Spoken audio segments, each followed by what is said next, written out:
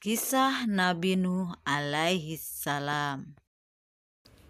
Nabi Nuh adalah nabi ketiga yang patut diimani setelah Nabi Adam alaihissalam dan Nabi Idris alaihissalam. Nabi Nuh merupakan keturunan ke-9 dari Nabi Adam alaihissalam. Nabi Nuh alaihissalam berasal dari bahasa Syria yang berarti bersyukur. Nabi Nuh juga mendapat gelar dari Allah Subhanahu wa Ta'ala sebagai Abdus Syakur. Gelar itu berarti hamba yang banyak bersyukur.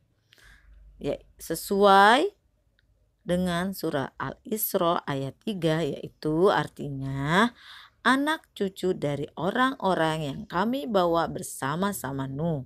Sesungguhnya dia adalah hamba Allah yang banyak bersyukur.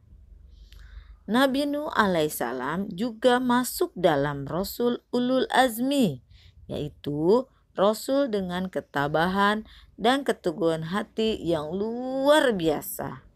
Nabi Nuh alaihissalam bahkan berdakwah selama 950 tahun. Nabi Nuh alaihissalam diutus Allah Subhanahu wa Ta'ala untuk menyeru ajaran Allah pada umat Bani Rasib yang menyembah berhala berupa patung-patung. Kezaliman di masa itu juga tengah meningkat pesat. Dengan kesabaran, dan Nabi Nuh mulai berdakwah kepada umatnya. Dia mengajarkan untuk menyembah Allah, meninggalkan maksiat, dan berbuat kebaikan. Namun bukannya menurut kaum Nabi Nuh tetap saja tidak percaya dengan ajaran dan peringatan yang disampaikan kaum Bani Rasib. Bahkan tak percaya bahwa Nabi Nuh merupakan Rasul.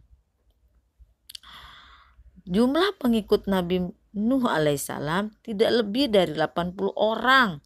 Para pengikut Nabi Nuh alaihissalam tersebut terdiri dari orang-orang miskin dan lemah. Tapi Nabi Nuh tak patah arang. Ia tetap melanjutkan dakwah meskipun menerima banyak celaan.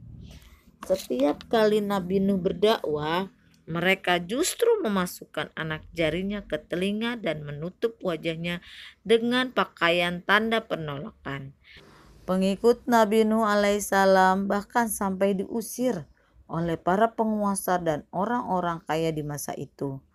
Kaum Nabi Nuh alaihissalam juga menentang Nabi Nuh untuk mendatangkan azab yang selalu disampaikan oleh Nabi Nuh alaihissalam.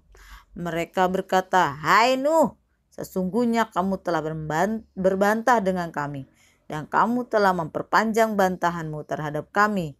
Maka datangkanlah kepada kami azab yang kamu ancamkan kepada kami jika kamu termasuk orang-orang yang benar." Nabi Nuh lalu menjawab bahwa azab itu hanya bisa didatangkan oleh Allah. Kemudian Allah meminta Nabi Nuh untuk tidak bersedih dan tetap teguh pada pendirian. Nabi Nuh lalu berdoa kepada Allah untuk memberi hukuman orang-orang kafir. Allah lantas memerintahkan Nabi Nuh untuk membuat bahtera berupa kapal besar untuk mengangkut orang yang beriman serta hewan-hewan yang berpasang-pasangan. Atas perintah itu, Nabi Nuh alaihissalam mengumpulkan pengikutnya dan bergotong royong membuat bahtera selama beberapa tahun. Kerja keras Nabi Nuh ini juga mendapat cemooh dari orang-orang yang tercela. Setelah bahtera itu dibuat dan tanda banjir akan bakal datang, Nuh memerintahkan pengikutnya untuk naik ke kapal. Kemudian hujan pun turun sangat kencang dan perlahan-lahan air bah pun mulai menggenang menenggelamkan daratan. Maka kami selamatkan Nuh dan orang-orang yang bersertanya di dalam kapal yang penuh muatan.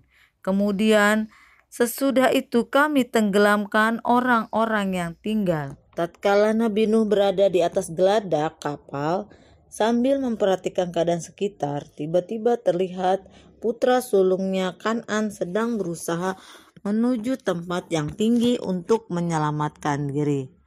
Pada saat itu tanpa disadari, timbullah rasa cinta dan kasih sayang seorang ayah terhadap anak kandungnya yang sedang menghadapi maut. Nabi Nuh secara spontan berteriak memanggil putranya. "Wahai anakku, naiklah ke kapal bersama kami, dan janganlah engkau berada bersama orang-orang yang kafir. Bertobatlah dan berimanlah kepada Allah, agar engkau selamat dari terhindar hukuman Allah." Kan'an, putra Nabi Nuh yang telah tersesat dan terkena bujuk rayu, setan dan hasutan kaum yang sombong, tetap bersikeras menolak ajakan dan panggilan ayah yang menyayanginya. Dengan nada tinggi ia menjawab, "Biarkanlah aku akan mencari perlindungan ke gunung yang dapat menyelamatkanku dari banjir ini." Nuh lalu menjawab dengan penuh iba, "Percayalah Kan'an, tempat satu-satunya yang dapat menyelamatkan dirimu ialah bergabung dengan kami di atas kapal ini. Tidak ada yang dapat melindungi siapapun dari azab Allah selain Allah yang Maha Penyayang." Namun Kan'an tetap tidak mau mendengar ucapan ayahnya, sehingga tenggelamlah Kan'an di sambar gelombang yang ganas dan lenyaplah ia dari pandangan mata ayahnya.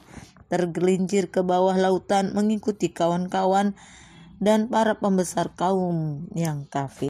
Setelah air banjir itu telah mencapai puncak keganasannya dan membinasakan kaum Nuh yang kafir sesuai dengan kehendak dan hukum Allah, surutlah lautan air banjir itu diserap bumi.